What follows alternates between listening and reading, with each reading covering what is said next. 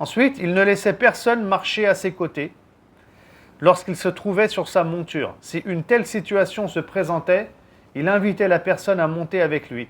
Si celle-ci refusait, alors il disait « Devance-moi vers l'endroit où tu te rends ».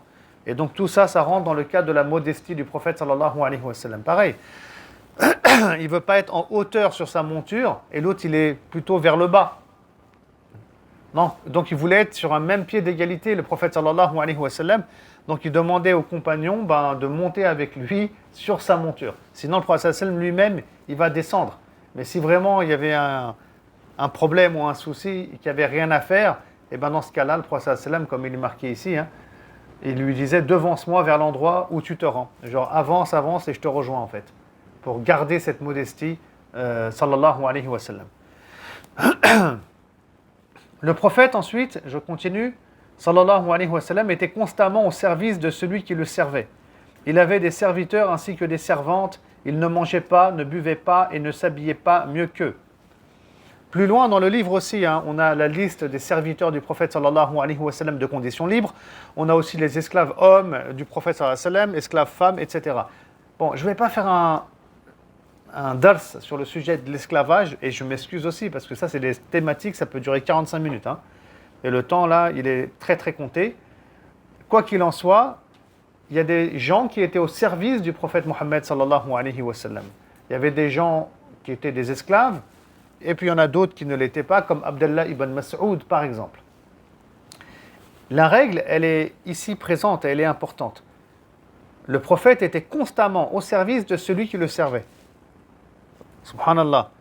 C'est-à-dire que lui-même, il était comme un esclave devant son esclave.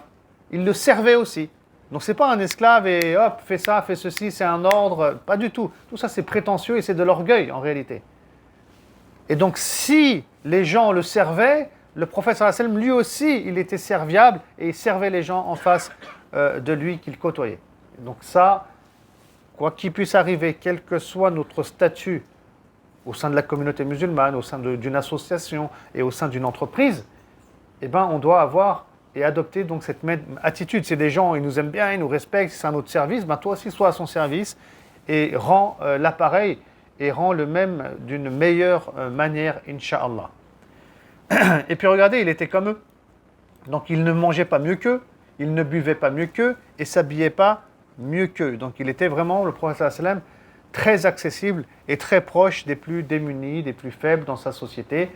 Et tout ça, ça nous montre vraiment qu'il n'était pas orgueilleux, mais très modeste. Et je rappelle que l'orgueil, c'est quelque chose de grave en islam, puisque Iblis ne s'est pas prosterné devant Adam, par orgueil. Et ça lui a coûté quoi ? Allah, il l'a maudit. Donc ça a provoqué, je dirais plutôt, la malédiction d'Allah subhanahu wa ta'ala. Donc c'est quelque chose d'extrêmement grave que l'orgueil.